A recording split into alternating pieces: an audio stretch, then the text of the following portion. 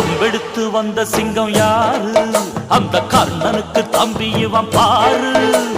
கம்பெடுத்து வந்த சிங்கம் யாரு? அந்த கர்ணனுக்கு தம்பி இவன் பாரு. சின்னவர ஜெயிச்சவங்க யாரு?